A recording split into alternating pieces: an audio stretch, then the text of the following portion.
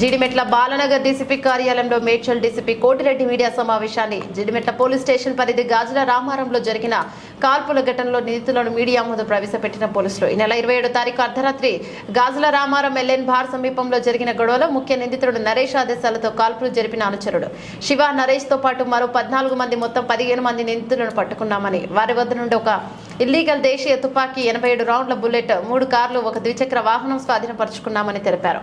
నరేష్ అనే వ్యక్తిపై దుండిగల్ పోలీస్ స్టేషన్లో 4 సంగారెడ్డి పోలీస్ స్టేషన్లో మరియు ఇంకా అతని నేర చరిత్ర ఉందని తెలిపారు. పోలీసులు నిందితుడు నరేష్ ను పట్టుకున్నాక పలు ల్యాండ్ సెటిల్మెంట్లలో నరేష్ సూత్రధారిగా భయభ్రాంతులకు గురి చేశాడని అన్నారు.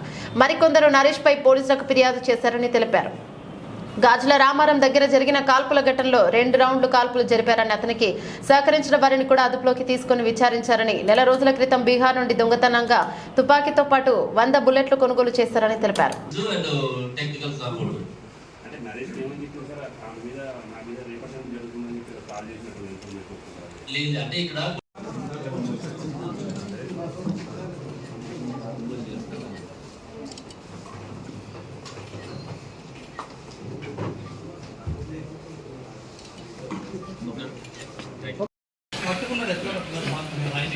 అంటే మామూలుగా మనకి సమాచారం human intelligence and technical support అంటే నరేష్ ఏమని చెప్పింది సార్ నా మీద రేపటి జరుగుతుందని చెప్పి కాల్ చేసినట్టు ఇన్ఫర్మేషన్ లేదు. అంటే ఇక్కడ గొడవ జరుగుతుంది కదా తెలుస్తుంది. ఇవన్నీ కూడా మేము సేకరించి ఇతని మీద షీట్ ఓపెన్ చేయడము అవసరమైతే పీడీ యాక్ట్ పెట్టడం కూడా జరుగుతుంది. ఈరోజు మనము వీళ్ళ దాదాపు 15 మందిని ఎవరైతే ఫస్ట్ ఇనిషియల్గా 3 గొడవ పడ్డారు, ఆ తర్వాత నరేష్ శివతో పాటు ఒక 4 రావడం జరిగింది. అదేవిధంగా బీహార్ పోయి ఎవరైతే పిస్టల్ కొనుక్కొచ్చారో వీళ్ళందరినీ టోటల్గా 15 మెంబర్స్ని ఒక 3 వెహికల్స్ 4 వీలర్స్ తారు, బెలెనో అండ్ స్కోడా 3 కార్లు, తర్వాత ఒక కంట్రీమేడ్ పిస్టలు, 87 లైవ్ రౌండ్స్, ఒక 2 వీలర్ బైక్ని మనం సీజ్ చేయడం జరిగింది. వీళ్ళ మీద attempt murder and arms act కింద కేసులు కట్టి వీళ్ళని జైలుకి పంపించడం జరుగుతున్నది. ఈ యొక్క సమాచారం అంతా కూడా సీసీ కెమెరాలో రావడం జరిగింది. అక్కడ ఉన్నట్టు ఐ విట్నెసెస్ ఉన్నారు, టెక్నికల్ ఎవిడెన్స్ ఉన్నది. వీటన్నింటితోటి వీళ్ళకి జైల్లో ఉండగానే శిక్ష పడే విధంగా మేమంతా కూడా ప్రయత్నం చేస్తాం.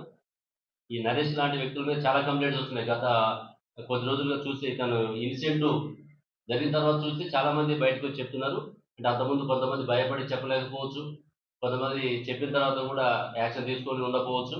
వీటన్నిటి దృష్టిలో పెట్టుకొని ఇప్పుడున్నటువంటి సమాచారంతో ఈ కేసు, పాత కేసులు, కొత్త కేసులు కూడా ఏమన్నా తీసుకొని వీటన్నిటి మీద తప్పకుండా ఇతని మీద పీడీ యాక్ట్ పెట్టడానికి 100% ఎలిజిబిలిటీ ఉంది. ఎందుకంటే ఈ మధ్య కాలంలో ఫైర్ ఓపెన్ చేసి చిన్న కాజ్ లేకుండా ఒక పెట్టి మ్యాటర్లో కేవలం ఆ మహిళ ఫోన్ చేసిందని చెప్పేసి ఒక పెట్టి మ్యాటర్లో దాన్ని ఫైర్ ఓపెన్ చేసి ఒక భయానక వాతావరణాన్ని సృష్టించి అతనేదో రౌడీయిజం, గుండాయిజం, ఒక లీడర్ కావాలన్నటువంటి ఒక యాంగ్జైటీ తోటి చేసినట్టుగా అనిపిస్తుంది.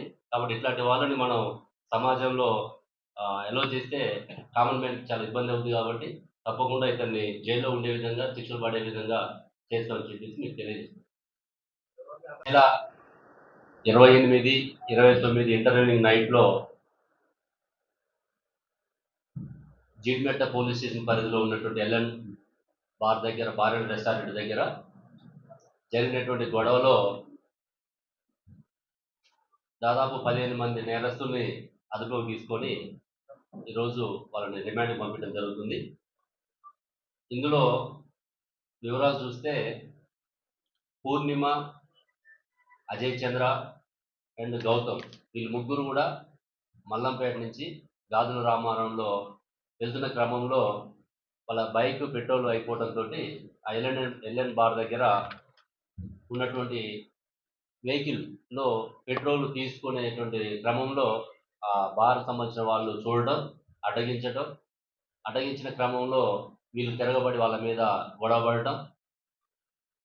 ఈ గొడవ జరుగుతున్న ప్రాసెస్లో ఈ పూర్ణిమ అంతకుముందే పరిచయం ఉన్నటువంటి నరేష్కి, శివకి ఫోన్ చేయడం, వాళ్ళు హుటాహుటిన థార్ వెహికల్, బెలెనో వెహికల్ తీసుకొని వాళ్ళ ఫ్రెండ్స్ అందరినీ తీసుకొని అక్కడికి రావడంతో పాటు అప్పటికే నరేష్ దగ్గర ఉన్నటువంటి ఒక కంట్రీమేడ్ పిస్టల్ని, అనాథరైజ్డ్గా లైసెన్స్ లేకుండా ఉన్నటువంటి పిస్టల్ని అతని స్వాధీనంలో ఉంటుంది. ఆ పిస్టల్ని శివ తీసుకొని నరేష్ ఆదేశాలతోటి ఎమ్మటే రాగానే ఫైర్ ఓపెన్ చేయడం, ఆ ఫైర్లో వాళ్ళు తప్పించుకోవడం, తర్వాత ఇతను కారు వెహికల్ తోటి వాళ్ళని గుద్దే ప్రయత్నం చేయడం, అందులో వాళ్ళు తప్పించుకొని గాయాల పాలై పారిపోవడం జరుగుతుంది. ఇందులో ఈ నరేష్ శివతో పాటుగా వచ్చినటువంటి వ్యక్తులు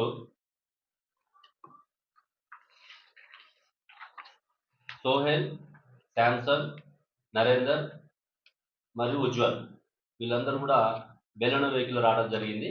నరేష్, శివ కారు వెహికల్లో వస్తారు. అదేవిధంగా వీళ్ళతో పాటు ఈ ఒక నెల రోజుల క్రితమే అంటే ఆగస్టు మంత్లో అని చెప్తున్నాడు. ఇంకా పూర్తిగా మనం సమాచారం తీసుకోవాల్సి ఉంది. ఇది పిస్టల్ బీహార్ పోయి అక్కడ అప్పటికే ఇక్కడ మన ఇక్కడ పనిచేసి మళ్ళీ బీహార్ వెళ్ళిపోయినటువంటి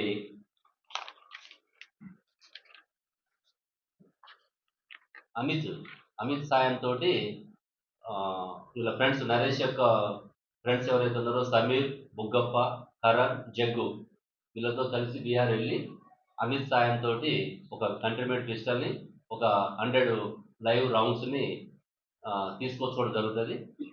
అంటే అప్పటికే నరేష్ కొంచెం రియల్ ఎస్టేట్లో వ్యాపారాలు చేయడం, అక్కడక్కడ ఇంకా ఆయన మీద నేర చరిత్ర బాగానే ఉన్నది. ఇప్పటికే మనకి దుండిగల్ పిఎస్లో 4 కేసులు, సంగారెడ్డిలో 1 కేసు ఉన్నట్టుగా మనకి సమాచారం ఉంది. ఇవి కాకుండా ఇంకా కూడా నమోదు కానీ ఇంకా రెవెన్యూ, జిహెచ్ఎంసీ దగ్గర కూడా కొన్ని కంప్లైంట్స్ ఉన్నాయని తెలుస్తుంది. ఇవన్నీ కూడా